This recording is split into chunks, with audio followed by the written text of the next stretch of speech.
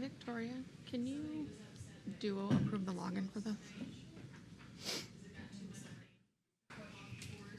Please and thank you. Because of course, I'm not on. Thank you, ma'am.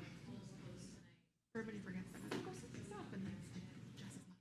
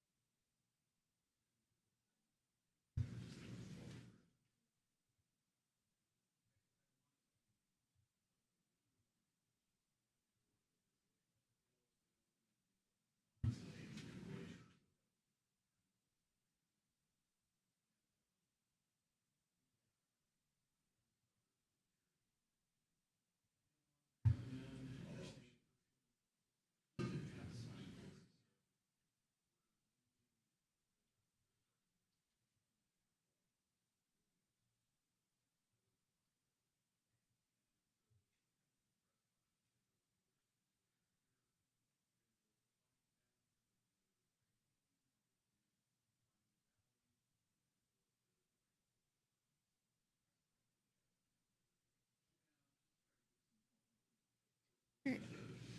That's up for you guys. Those are Laura's notes for her presentation. Gotcha. Recorder's going for Maria. Okay. You Cool. guys should be all set. Coffee? Oh, I haven't done that yet. Okay.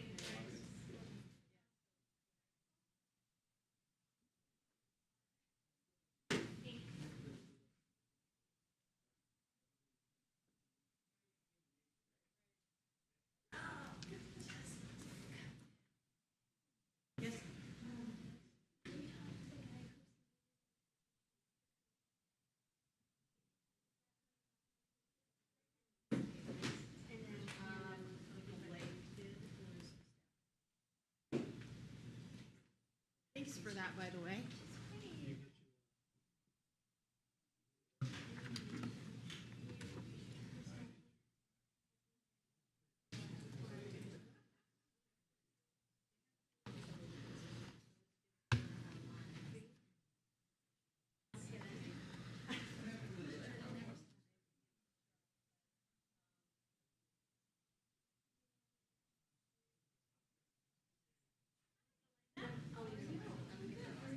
Although I do not believe he's ever been to a school. That's why it went to David and then David went away and it's like, that poor, that's like the residents of child. I know.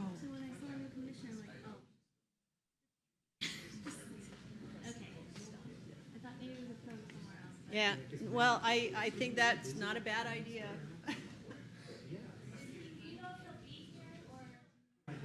I have no idea.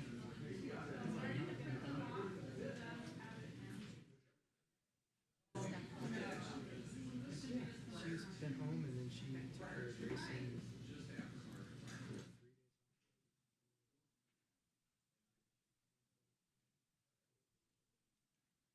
Yeah, I haven't really had my wife back in a month, so.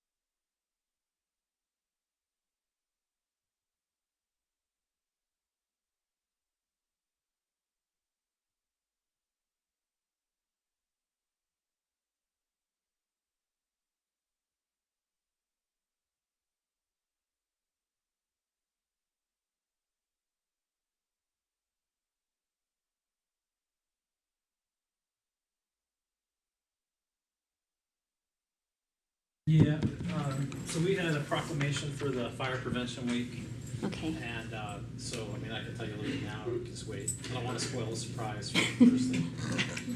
I love surprises. You want a surprise? No, whatever. Oh, Whatever. since you're here and we have new council members, do you Yes. want to? Yeah, go. Okay. So, we have Fire Prevention Week coming up.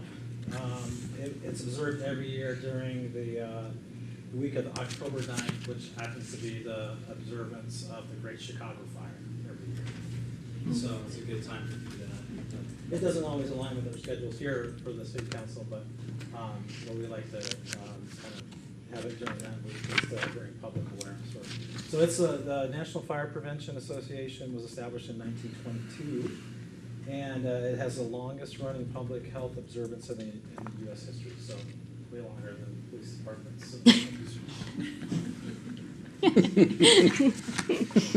Basically, the goal is simple: to reduce risk of fire-related injuries and tragedies through education, awareness, and action. And so this year's theme is charms into fire safety, lithium-ion batteries in your home. And it actually is pretty good timing to do that now, because we have had a few refuse trucks that has had fires in the back over the previous 4 or 5 months-ish. And we kind of attributed that to lithium-ion batteries. So it's just better that, we're seeing those more and more in homes and vehicles and things. While it's beneficial, it's also a little hazardous. So it's just to bring people's awareness that, to kind of take care of where you're charging your batteries in your home and how you dispose of them. All right, well, thank you. Any questions for the marshal, fire marshal? We'll see you on Thursday. Thank you. Thanks, Tom. And then we're gonna, I think Diana will present the Economic Development Commission Award for minority-owned businesses. And then the city manager's report. Do you have anything you want to share? Thank you, Mayor Pro Tem Humphrey. Not too much has changed from the last meeting. The firefighter medical evaluations, which I think is important, those bids will be opened on Thursday, so hopefully we'll have some numbers by the time we have the meeting. And then the employee health benefits consultant, that pre-proposal was held on September 11th, and those proposals are due on October 3rd. And then at long last, the shared use pass on State Route 92 from Ebony to Cochise to Foothills was held up for some environmentals that we surprised us, actually, but now that's cleared and the project is underway. So that's all I have right now. I'll probably have some more for That's Thursday. great news. Any questions for the city manager? Okay. And moving on, item 2 is going to be the consent agenda. Any discussion, questions? Yeah, Item questions. 2, go ahead. So what's the criteria for the employee trust membership? Good afternoon, Mayor Pro Tem and City Council. Kenny Downing, the HR Director. The requirement to be on the trust, there are 5 members. One of them is a council member, so currently the mayor is our council member representative. 1 full-time city employee, which is myself, and the other 3 are city residents. And we usually assign them as city retirees, because the retirees from the city know more about our benefits from their history than a regular citizen, if you will. Is that a requirement or just something you typically do? It's just something we typically do. The code for the trust says 3 citizens that reside in the city. So as long as they live in the city limits, but historically we use retirees because they're more familiar with what we do here at the city. And Karen Jarvis is a retiree from the city. Any other questions? Thank you. Okay, good questions. Okay. And then I notice we have, will this make Cody will they be reaching a quorum now with this new commissioner? Because if they're not, we have a commission that they could. I noticed they put any on their application. They were pretty open to serving on any commission, Mr. Joel Evans. but I didn't know if Cody was close to having a quorum. Does anybody know? I will check and I will let you know before the end of this work session. Thank you. Okay. When I looked, there was one other name when I looked at the list, and this would be the second name, but I think you thought there were three, right? Yeah. Okay. Yeah, we'll find out for Thursday. Any other questions, discussions for Chu? None? Okay. And then there's going to be a public hearing item 3. Mr. McLaughlin. Good afternoon, Mayor Pro Tem Humphrey, members of council. So this is a required report that the city prepares and submits to HUD each year to document the use of community development block grant funds during the prior program year. The report is structured to respond to a series of questions in HUD's template for preparing the CAPER document. The chart on the second page of the city council memo really gets to the heart of the report. You can see the breakdown of funds spent by category. More than 3/4 of last year's community development block grant funds were applied towards public facility infrastructure projects. We finished up Soldier Creek Park improvements. That was in the 2022 annual action plan, which involved spreading of rock to the upper portion of the park where we installed the shared use path. The installation of the fire hydrants in the Montebello neighborhood was well underway by the end of June, with just over $132,000 spent. The project was completed in July at a total cost of $184,608.20, which was well under the estimated budget. Staff will be presenting an action item at your next meeting in October to amend the 24 annual action plan to reallocate the excess funds amounting to $177,406.80 to another activity. In regards to public service, the city distributed $39,597 to outside nonprofit organizations for a range of activities that were processed under subrecipient agreements with each of the agencies. All those contracts have been closed out.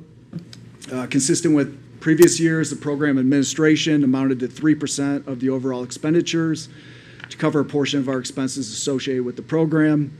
The report includes demographic information on beneficiaries from the services provided and other material to address HUD reporting requirements.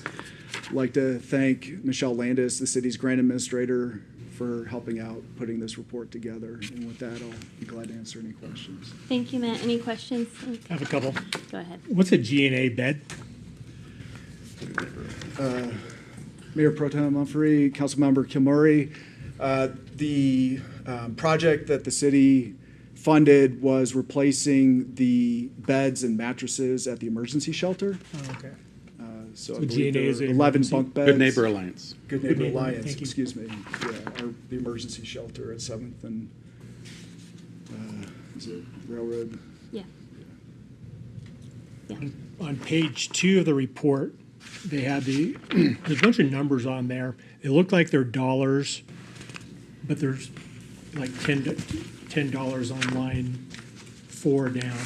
So what's the units? Is that $10,000? Is it actually $10 when the report breaks down? Okay, the answer to that question is that's the expected number of beneficiaries, Oh. I believe, and the metric is number of households. And so we haven't funded the emergency home repair during this consolidated planning period, but over the next 3 years, we expect to assist 10 households with future. So all those are just individual units then? Everything in that column? Everything in that column. The metric varies from persons to households, but with respect to housing rehabilitation, that is quantifying households that we intend to assist over the next, through 2028. Okay, I understand. Okay, turn into page 7. Is affordable housing, and they're all zeros. So is that something that gets reported on because it falls under the block grant, and it would be a choice to include affordable housing in future iterations, right? Yes, and usually it's larger entitlement communities that take on housing. We get $250,000 a year, so we've concentrated on doing repairs to Yeah. existing low-income households. So, but this one happened to be zero for, The CDBG funds did not provide a housing benefit. okay. Okay, that's what it is. So as it moves forward, unobligated funds, could we theoretically, so anything that's listed as zero in this report could theoretically be added and funded in future years? Am I understanding that correctly? Yes, but housing's very expensive, and so there probably have to be an augmentation of what we receive on an annual basis through the block grant program to really take on housing. Okay, We have, through United Way, provided rental assistance, but that's classified as a subsistence payment under HUD because it's one time only. And so while it's indirect, it's a housing benefit, it doesn't fall under housing under HUD regulations. It's a subsistence payment, so. okay. So it we doesn't are fall supporting housing, but it's just not under their regulations. So my question really was, where I see the chart that are listing as zeros, my question is, in subsequent years, they could or could not be added. In this case, no, it's too expensive, so it's not going under this block grant unless it's, I Well, think the Reese. city manager wants to respond. Thank you, Mayor Pro Tem Humphrey, Councilmember Kilmurray. Matt, I just wanted to ask a question. Could those funds be repurposed to another area in the future if we didn't use them? If money that was obligated towards a specific project wasn't used, Yes, yes, you could Could they- reallocate those funds. so they could be reallocated. That was the question. And then another, I mean, not through CDBG, but historically, the city's partnered with Cochise College to site-built, single-family homes within our low-mod areas to provide a source of affordable housing. And that's been through donated lots. so CDBG is a set amount and it doesn't vary year to year? It- Or it was set It's amount? based on population poverty statistics, which don't vary significantly. Usually, the spread is about $5,000. Okay. So that's why we tend to estimate around 250. This year it came in at 246.5, I believe. And so our population was to grow, then we would receive more federal funds. Okay. I think that was my last question. Okay, any other questions? But I did have, and he mentioned, did Mr. Moore not have a number available for beneficiaries? Cause I know he got his project out kinda late and, It's 45, it needs to be plugged in. Oh, We're waiting okay. on, the income information. There's been a number of calls, and I'm just trying to track that down. yeah, and I appreciate that, cause you always do an excellent job administering, the limited funds that we get through CDBG. And we do a lot with it because, they've cut back how much, they take for, administrating the program. It's down to 3%, which is probably one of the lowest, in the state, so. If there's no other questions, okay, we'll go to item 4N. Oh, no, sorry, Joe. Mayor Pro Tem Humphrey, Yeah, I sorry. did speak with Blake Fisher, who is a staff Oh, liaison thank for you. Cody. Yeah. He talked to Mr. Evans personally. He was aware there were other openings. He did feel that Cody would be a good fit for him, and this will make a quorum for that commission. Oh, good, okay, so we just need to update the website, I guess? Yes. All right, thank you. Mhm. I'm sorry to see Oh, you that's over okay. there. Okay, Mrs. Wilson, you're gonna do 4 and 5 for us at the same time? Yes, ma'am. Okay, great, thank you. You can go ahead. Good afternoon, Madam Mayor Pro Tem and members of council. On February 27th, 2025, the mayor and council approved a resolution to dissolve the Youth Commission and to pursue a less formal structure for the members by establishing a partnership with the University of Arizona's Supplemental Nutrition Assistance Program, Education's Youth Council, to pursue their objectives.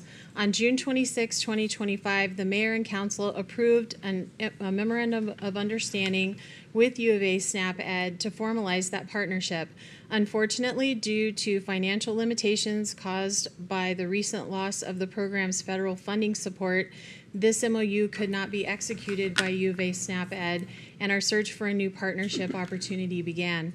We identified a new partnership opportunity with Cultivate Cochise, a local and registered 501c3 organization in good standing, to oversee the Youth Council and continue its mission, and worked with Dimitri Simonton, who's here in the audience today. Hi, Dimitri. To negotiate a new memorandum of understanding, which is included within your packets. The MOU will permit the city to support the Youth Council's efforts by providing support and resources for all youth center or youth council activities, which include but are not limited to marketing, transportation to and from the Arizona League of Cities annual conference, transportation to and from the airport for the National League of Cities conferences, allocating up to $2,000 per year to pay for up to 5 participants to attend both the Arizona and the National League of Cities conferences, allows for the use of city vehicles and providing the liability insurance for those activities, and permits the use of city facilities at no cost for youth council activities to include fundraising efforts that directly support the youth council's missions. In exchange for that, Cultivate Cochise will provide quarterly reports to the mayor and council regarding the youth council's activities, provide in-person briefings to the mayor and council, and also provide guidance to the participants while overseeing all activities and programming. Your approval of Resolution 2025-076 will allow us to rescind the agreement previously approved to execute the MOU with U of A Snap Ed, and approval of Resolution 2025-077 will allow us to establish and execute the MOU with Cultivate Cochise in support of the Youth Council activities. This concludes the staff report. I'd be happy to answer any questions, and Mr. Simonton is present as well. Great, thank you. Any questions, discussion? Just comments. Go for it. Just want to thank Cultivate Cochise for jumping in on this to help. Our discussions we've had throughout the years about how we can connect these two organizations previously has bared fruit now that we had an opportunity and the need to keep this going. So thanks for jumping in and wanting to help out the youth, which is so very important to our community. So thanks for kind of helping us put this back together so we can keep moving forward with the youth. Thank you very much for that. Go ahead, Mr. When SNAP Ed funding went away, how much money did the program actually lose? No, they don't provide money. They weren't there. The MOU is exactly the same, pretty much. They didn't provide money. They provided support in the form of, for instance, they would pay for food, things like that. When we'd meet, they would bring like the food and drinks and things like that, materials. So the new organization will provide that function then? Yes. Okay, thanks. Any other questions? Dimitri, did you have anything you wanted to share since you're... Okay, great. Thank you for coming. All right, then we'll move on to, let's see. No, that'll be the end of that meeting. Okay, great. So, going back to work session, where did I put my... Okay, so then we're going to receive an update on the energy savings project at the golf course. Okay. Mrs. Wilson again. I feel tall. I've never had to raise it before. I've never seen you raise it. Thank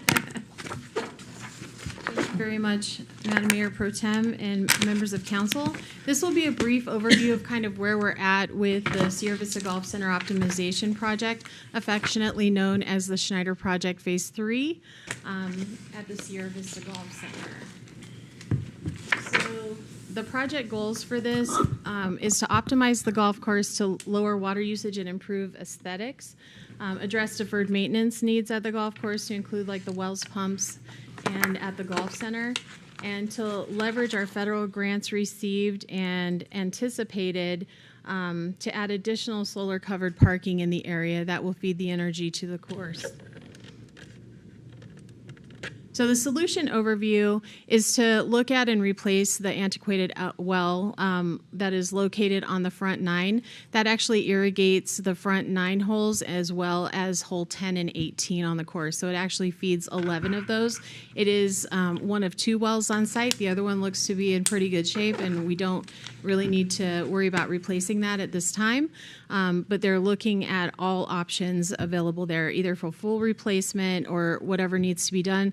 There's some assessments being conducted now that should conclude tomorrow, and we will receive a report kind of giving us some recommendations on how to move forward. This will also transition about 10 acres of underutilized green spaces into xeriscape, which will further reduce water needed in the area. We're concentrating mostly on the parts leading up to the tee boxes and after the green space, but there's also some washes that are separating the further tee boxes from the closer ones. So if you're familiar, the white and green tees, and then kind of up ahead a little bit are the reds. Sometimes there's some washes that are going through there that can be xeriscaped as well. We're looking at adding a smart irrigation control system upgrade, which is similar to what we have in our open spaces and park spaces now, which is really great. They can actually control those things from their homes. Right now, Vern, the superintendent, drives out there to shut off things manually. So when they're getting a lot of rain, I was watching him come in and I'm like, that's not automated for you. And he's like, no. So that will help as well. It will also sense rain and saturation on the greens and stuff, and will detect whenever there's rain. Maybe the sprinklers won't come on, which will also be very helpful. This will also provide LED lighting upgrade for the golf course building, so they're looking at all of those now. HVAC replacements at the golf course building, solar covered parking, and a new parking lot that will be overlaid. And I have a slide on this as well that will show where that would go. That would be just west to the entrance of the golf course clubhouse, where the old tennis courts used to be located. And also exploring a dual port EV charger, phase 2 charger in the location. Yeah, on the last slide, please. Sure. How many of these projects are in the current year budget? All of them. All of them are. Yes. And then the 10 acres, what's the total number of acres on the golf course? I don't have that in front of me. I think it's 165. 165. Okay, so 10 acres is a substantial amount. It's a big amount. There was a lot of areas that we identified. We actually did a site visit yesterday, and we were out there and actually walked the course identifying those. The superintendent is on site today and had a staff member as well as the engineers from Schneider Electric identifying and seeing. And we actually found some additional areas just from when we were looking at the overview, which that'll be on one of the slides as well. We were just kind of going on an overview map and identifying areas that looked pretty obvious for that. But walking it was, we think there's even more. So that's good. And xeriscape doesn't mean just returning it to dirt. There's going to be planting. It'll be decomposed granite out there, rock, and in some areas, actual plantings. And then later on, so that we don't have to spend all the money in this project to do that, we will have city staff as well identify areas and put in water-friendly plants for our desert that that makes sense for our area. But it will be beautiful. It will be finished. So the parts that are on the other side, like in the streets like St. Andrews and Brewer, that have those holes where you're crossing over with the golf carts, they'll look very attractive from the streets. We're protecting the curb appeal out there for sure. Thank you. Yeah, you bet. So here's kind of an overview of where the one on the left is where we are planning on putting the solar cover parking.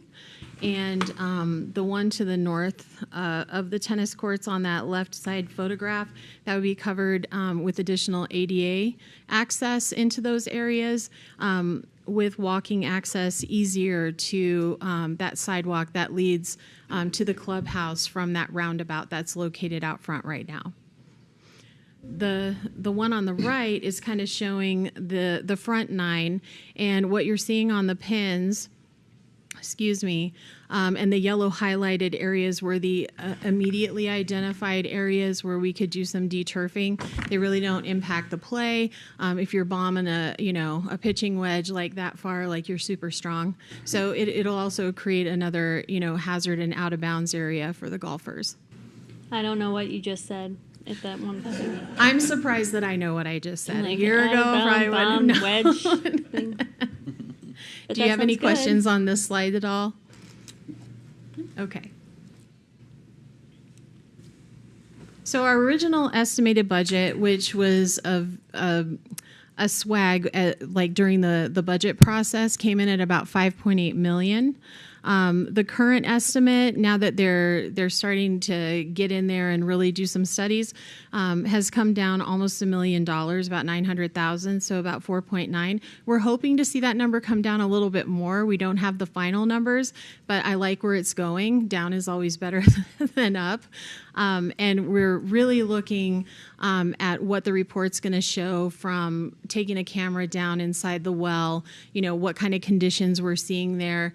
Could we go deeper? Do we have to actually move it? So all those questions will reveal themselves within the next few weeks, and we'll be able to give you a briefing on what's really there.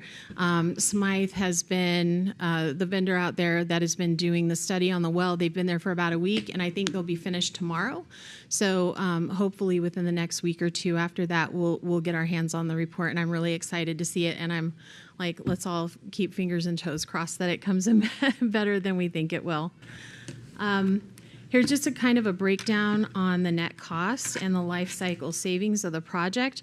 Right now, they're looking at $4.9 million, with the life cycle savings or return on investment achieved over the lifespan of the life cycle of the projects themselves, exceeding that at $5.2 million. There's a lot of math involved in that. In those calculations, Schneider Electric would be guaranteeing those savings.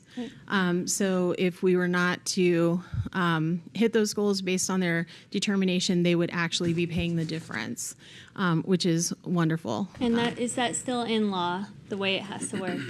Yes, that's correct. And if you have specific questions about that too, Helen Lee, our Chief Procurement Officer, is here as well and can answer those questions. One thing about the breakdown that you see on the net cost here, we have our Phase 2 income tax credit that we received, $1.36 million, that will be applied to this cost. We're anticipating around $230,000 back for our Phase 3 solar project, which would make $3.3 million there. But my wonderful boss, the ACM, also let me know that we omitted the $100,000 state appropriation that we're expecting as well. That will also go to that. So we're looking at about $3.2 million of debt service. David Felix looked at the debt service and for financing the $3.2 million, and those $3.2 million financed at about 4.5% interest. The estimated annual payment for that over 5 years would be $180,000. If we went 7 years, $134,000 a year, or 10 years at $100,000 would be the allocation to pay off this project. Yes, sir. So on the left side, these are all, are these total project costs, or are these just 2026 costs? These are total project costs, but they're estimates right now. As they continue to go through and do their research on the project, they will hone that in, and that will be firm fixed price for all of the projects in full, from planning, scope, implementation, beginning to end for that. It will be a firm fixed price project. How long do we think, you might have already said it, so sorry if you did, how long do we think it's going to take to spend the $4.9 million? They are extremely fast. Firm fixed price vehicle for contracting is incentivized for speed. So when they make more profit the faster they complete the project.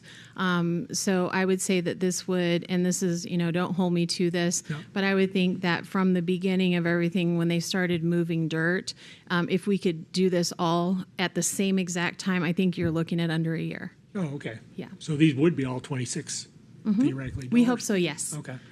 Then on the right side is, okay, on the $5.2 million green, understand their estimates. Is that the gross savings, and the net savings is the delta between the two, or is 5.2 the net savings?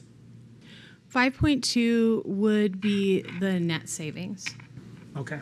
Or the gross, or I'm sorry, no, that would be the gross savings. Okay, so the delta on your between the balance two book. is the net savings, like $1.9 million nominally. Give or take, yes. All right, thank you.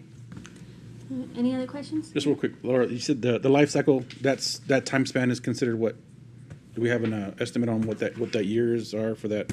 We say life cycle savings, we're talking about from when to when? Good question. The life cycle of the projects themselves, like how long you would expect for that project to last. So a well project, don't hold me to this either. Everything's still, being looked at. Right. As we move through the process, we can give you like more concrete answers on that. But like on a well project, you're probably looking at like a 20-year period. Okay. Thank you. Any other questions, comments? For the whole. Yeah. Okay, yeah, I have some comments, yeah.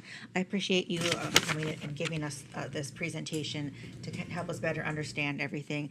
It is a big difference when you actually go out and play versus when you walk the course, to actually see how much green space there is that we probably don't really need. So I'm really motivated about how many acres are going to be moved to xeriscape, which will save a lot of water, and then the irrigation control systems as well. Even though it might be initially kind of a big thing to do, it'll be definitely worth it right away when it actually starts going. So yeah, it's really nice to see that, because if you go out there, you do see a lot of green space that you don't really need to play golf, and to see that being still looking nice and saving water and stuff is really great. So I'm really, really happy to see that. And then it could grow a little bit more too, as you said, when you go out there and you see a little bit more that you can do. And then for the solar parking lot, I think that's great. 'Cause that tennis court, I don't know when the last time somebody played tennis there. It's been years and years and years. So it's nice to. Not there anymore. No, yeah, I know. Yeah, I know. I live down the street. I know. But I know that there was some discussion about what we might do with those tennis courts. And so it's nice to see that, because whenever there's events over there, it does get really crowded. Yes. And I have seen that it's gotten more crowded before than it was a couple years ago. So even that, and it's each time it seems like it's more. So I think that'll be really nice, especially for some of the regulars that go there. They'll be a little bit closer. So yeah, this is really great. I really appreciate this presentation, and I look forward to seeing the improvements there. Thank you. So thank you. Okay. Oh, another comment? Question? No, just some more comments. In your crystal ball, right? Because you have all the experience with, He has unfortunately, the that. issues we had at Veterans Park with upgrading pumps and smart irrigations, and then, the grass went brown because of that issue we had. Do you foresee any issues, or do you have anything that we've learned from before to now moving forward? Like, hey, this may happen, so we're ready for this. We have this part 3D printed just because they don't make it no more, or something like that. Yeah, thank you for that question, Councilmember Rodriguez. We have had lengthy discussions with our partners at Schneider, and we put in big bold letters, exclamation, that we have to have water immediately, that the commission will not take place until we know that everything's okay. The good news about that location is they don't have very many 35-year-old valves that are going in there. But we are looking at all of that. They understand that we need redundancy there, which we have with PDS water, but limiting the amount of time that we would have to supplement with very expensive water from another source is also beneficial, but that we will not accept commissioning unless we are ready to go and it is working, and it's working beautiful, and all the employees out there are trained on the new system. One other advantage we have too is because of our relationship with Paradigm out there, is we have direct communication and are able to work side by side with them, especially when it comes to the superintendent of grounds and the maintenance of the course. And our employees have now, trial by fire, learned all of the things with our system. They use the same Rainbird technology that we do. They'll be on the same smart system that we are. And so we'll actually start having an ability to train more. We can also bring Rainbird in for additional training, which we just did on our system again. I think we've got things worked out okay over there now. And but I told them that cannot happen in that space. And so we're going to take every measure to make sure that it doesn't. The bent grass that's on those fairways and greens are beautiful and incredible and well sought after by the PGA. It's like the gold standard of. It's just so interesting that we have that there. It's an amazing facility, and we can't lose it. And they understand the importance of that, and we'll be making sure that it's all good to go. Yeah. Thank you very much. I do agree. I mean, it's nice to have that there's like a bunch of green areas, but if it's excess, and then that's what it is. It's just nice to have. And if we're able to get rid of some of that just to save some, obviously, water savings and be better stewards of our water, I do like that. Any thought or any discussion on like turning some of those extra areas that are outlying to maybe for disc golf, temporary, permanent, something like that? Thank you for that, Madam Mayor Pro Tem, Councilmember Rodriguez. I've actually been in communication with a disc golf company that are salivating over the golf course.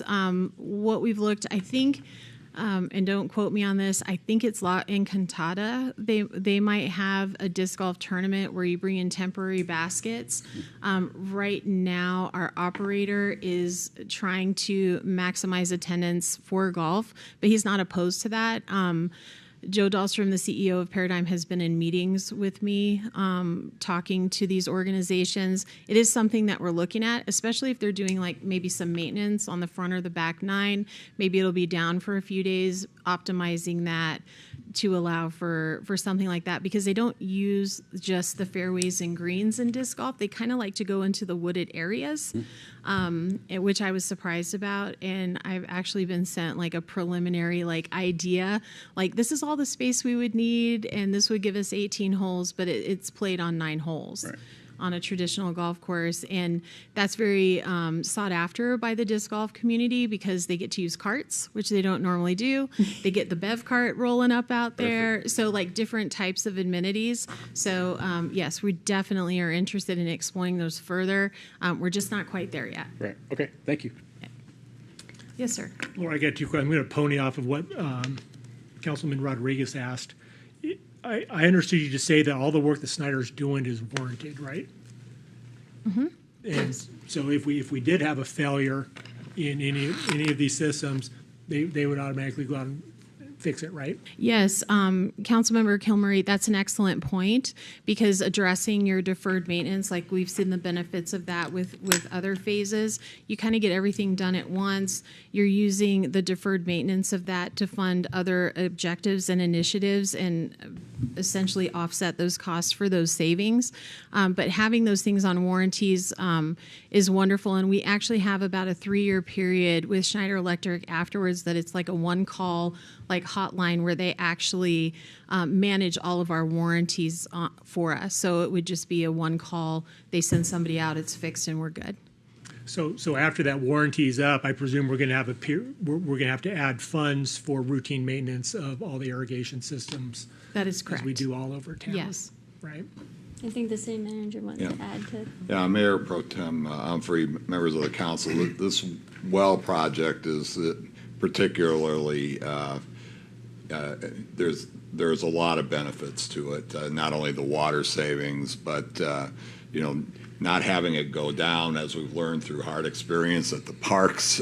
When they go down, not only is it very expensive to fix them, and those costs may not necessarily even be calculated in these numbers, but everything goes brown real fast. And Laura's crews have done a great job, and now the parks really look great, and working with Schneider to get that. So by doing that here, not only do we not have to depend on PDS water to augment, but we run a lot less risk of wells going down and then the grass turning brown, and there's a significant investment there as well. So I think that's really the main feature that we're looking at here in this project.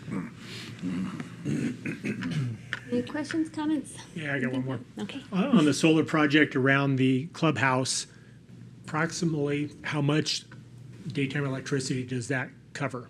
100%, 50%?